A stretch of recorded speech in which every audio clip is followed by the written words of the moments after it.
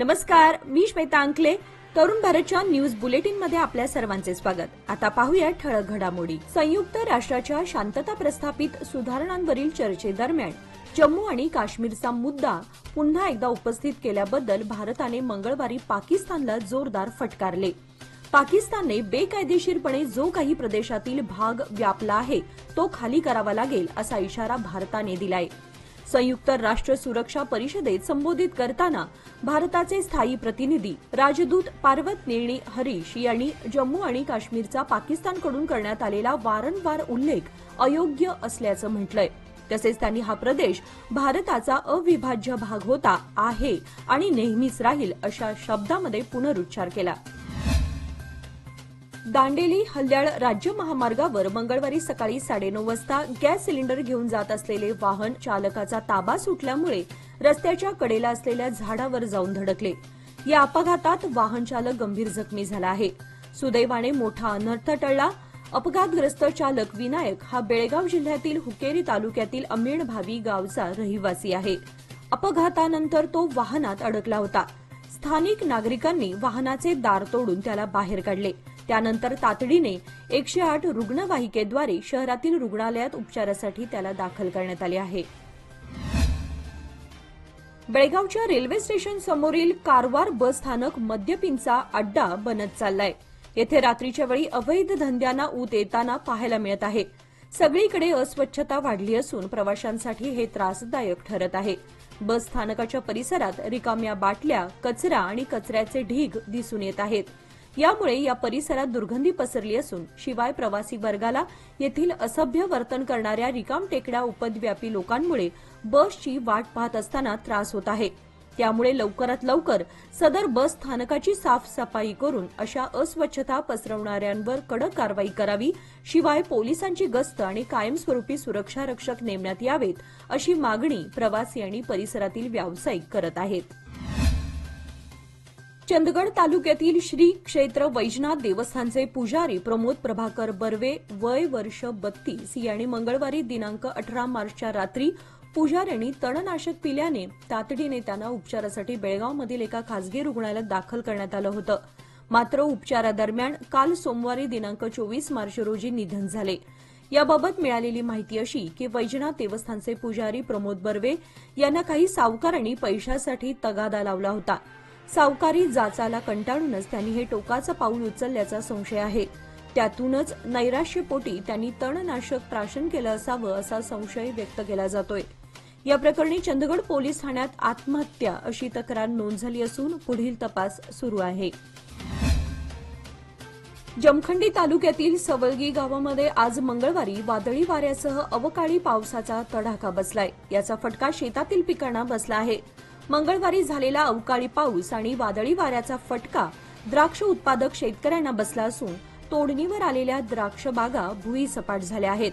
यामुळे शेतकऱ्यांचे लाखो रुपयांचे नुकसान झाले आहे. केशव जाधव, अनिल बाबलेश्वर, उमेश जाधव आणि शिवाजीराव जाधव या शेतकऱ्यांचं मोठं नुकसान झालं असून जवळपास 200 एकर क्षेत्रातील द्राक्षे पावसामुळे खाली पडली आहेत. शेतकऱ्यांना कोट्यवधी रुपयांचा तोटा सहन करावा लागला आहे. टिळकवाडी येथील दुसऱ्या रेल्वे गेटवरील ओव्हरब्रिजच्या बांधकामावर स्थानिक रहिवाशांकडून आक्षेप व्यक्त करण्यात आले आहेत.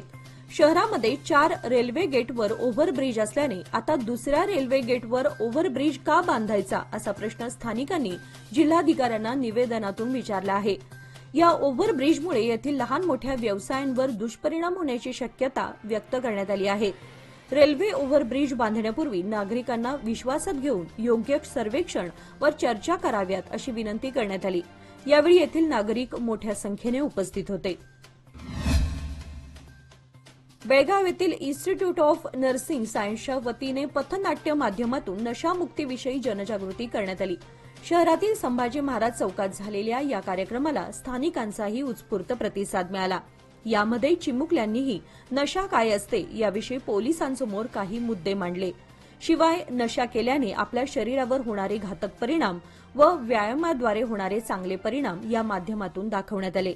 या कार्यक्रमाप्रसंगी मोठ्या प्रमाणात स्थानिक मुले, मुली, टीचर्स, पालक आणि कार्यकर्ते सहभागी झाले होते. शहरात कचऱ्याची उचल न झाल्याने मंगळवारी कचऱ्याचे ढिगारे पाहायला मिळाले. विशेषतः बेळगावची मुख्य बाजारपेठ समजल्या जाणाऱ्या मारुती गल्ली, गणपत गल्ली, हुतात्मा चौक या परिसरात कचऱ्याचे ढीग साचले आहेत. दुर्गंधीमुळे आसपासचे व्यापारी हैराण झाले आहेत. त्यामुळे महानगरपालिकेच्या अनागोंदी कारभाराविरोधात नागरिकांनी संताप व्यक्त केला.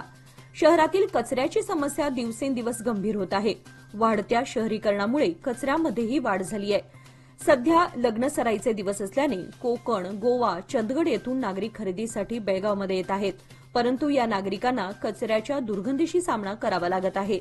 स्थानिक व्यापाऱ्यांच्या व्यवसायावरही दुर्गंधीमुळे परिणाम होत आहे.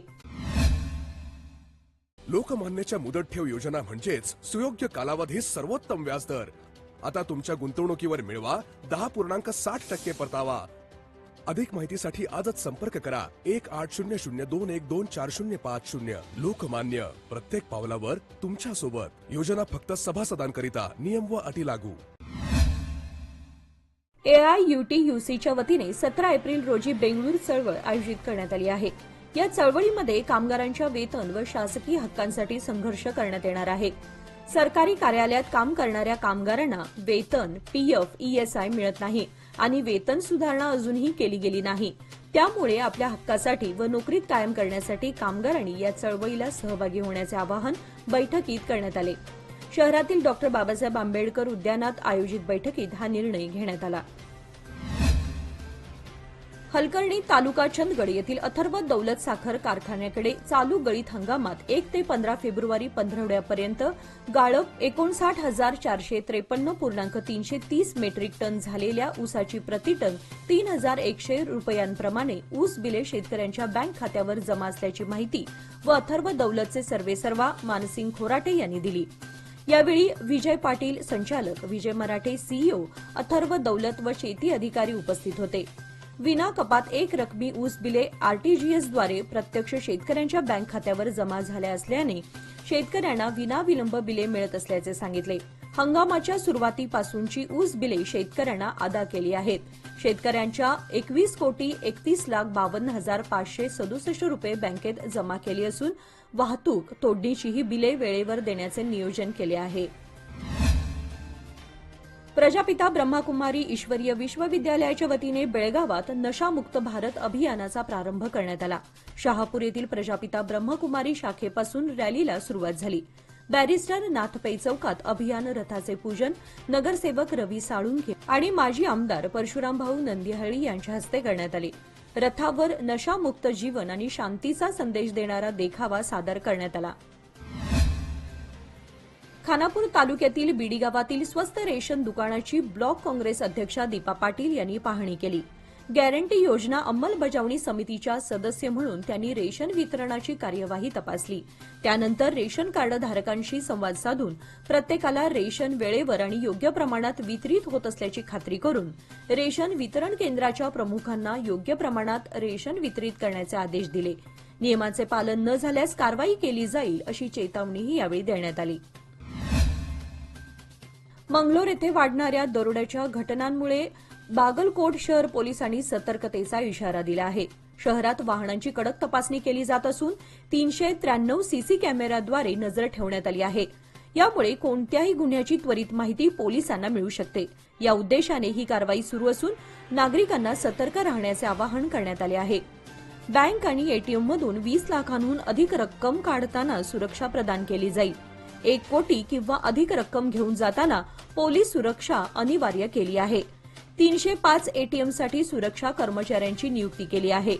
जिल्ह्यात 22 नाका तपासणी केली असून 24/7 कॅमेऱ्यांची देखरेख सुरू आहे. लक्ष्मीटेक जलशुद्धीकरण केंद्र ते घुमटमाळ दरम्यानच्या मुख्य जलवाहिनीला MLIRC येथील राष्ट्रीय मिलिटरी स्कूल कॅम्प परिसरात गळती लागली आहे. त्यामुळे शहरातील दक्षिण भागामध्ये सोमवारपासून बुधवार दिनांक 26 पर्यंत 3 दिवस पाणी पुरवठा ठप्प राहणार आहे. दुरुस्तीचे काम हाती घेण्यात आले असून नागरिकांनी सहकार्य करावे असे आवाहन L&T कंपनीकडून करण्यात आलं आहे. गेल्या 15 दिवसांपासून उष्म्यामध्ये वाढ झाली होती. आज मंगळवारी सकाळपासूनच घामाच्या धारा अंगातून वाहत होत्या. दुपारी ढगाळ वातावरण निर्माण झालं. त्यानंतर 5:30च्या दरम्यान ढगांच्या गडगडाटात पावसाचं आगमन झालं.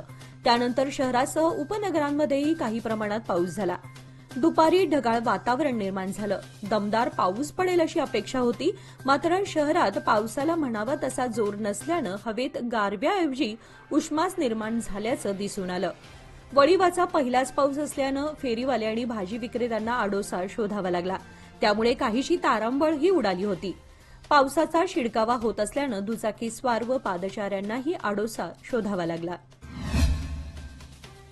सुवर्ण सौध परिसरात आज मंगळवार दिनांक 25 मार्च रोजी सायंकाळी परिवहन बस आणि इंडियन ऑइल टँकरचा अपघात झाला.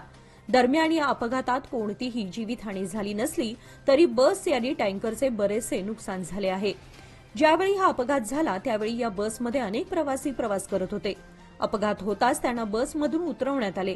दरम्यान या अपघातामुळे पुणे बेंगळूर महामार्गावरील वाहतूक काही काळ खोळंबली होती. बँकातील गर्दी कमी होऊन व्यवहार गतिमान आणि सुरळीत होण्याच्या दृष्टीने एटीएम केंद्राची निर्मिती करण्यात आली. काही बँकांच्याच नियोजन शून्य कारभारामुळे अद्यापही ग्राहकांना अपेक्षित सुविधा मिळत नसल्याच्या तक्रारी आहेत. निपाणी शहरात मोठ्या संख्येने सरकारी आणि खासगी बँकांनी एटीएम सुरू केले आहे. मात्र गेल्या काही दिवसांपासून एटीएम केंद्रे बंद अवस्थेत असल्याचे दिसत आहे. त्यामुळे ग्राहकांना मनस्ताप सहन करावा लागत असून आर्थिक भुर्दंड आणि मनस्तापही सहन करावा लागतोय. बोरगाव येथील सार्वजनिक स्मशानभूमीलगतच्या बोरगाव सर्कल ते 5वा मैल रोडवर व्हॅन व दुचाकी यांच्यात झालेल्या अपघातात दुचाकीस्वार गंभीर जखमी झाल्याची घटना मंगळवार सकाळी 10 वाजता घडली. शेतकरी रेहान भुरके हा दुचाकीस्वार गंभीर जखमी झालेला आहे. सोमवारी सायंकाळी वादळी वाऱ्यासह पडलेल्या पावसाने जमखंडी तालुक्यातील तोदलबागी येथे घरावरील पत्रे उडून घरातील वस्तू विखुरल्या गेल्या. यात मुलगी व महिला जखमी झाल्याची घटना घडली. त्यांच्यावर जमखंडीतील सरकारी दवाखान्यात उपचार सुरू आहेत. सोमवारी सायंकाळी 4च्या दरम्यान वादळी वाऱ्यासह पडलेल्या पावसाने घराचे पत्रे उडाले. विद्युत खांब व छत कोसळण्याचे प्रकार तोदलबागी व सावळगी परिसरात घडले आहेत. याचा फटका अनेकांना बसलाय. तोदलबागी येथील बाळू साबू बजंत्री यांच्या मळ्यातील घराचे पत्रे उडून मोठे नुकसान झाले आहे. यात सन्नदी बजंत्री वय 12 व भाग्यश्री बजंत्री ही महिला जखमी झाली असून त्यांना तेथील सरकारी रुग्णालयात दाखल करण्यात आलं आहे. याचबरोबर आजचे बातमीपत्र इथे संपले. अधिक माहिती आणि ताज्या घडामोडींसाठी पाहत रहा तरुण भारत न्यूज चॅनल. तसेच आमच्या चॅनलला लाईक, शेअर आणि सबस्क्राईब करायला विसरू नका. आणि विश्वासार्ह बातम्यांसाठी दररोज वाचा दैनिक तरुण भारत. धन्यवाद.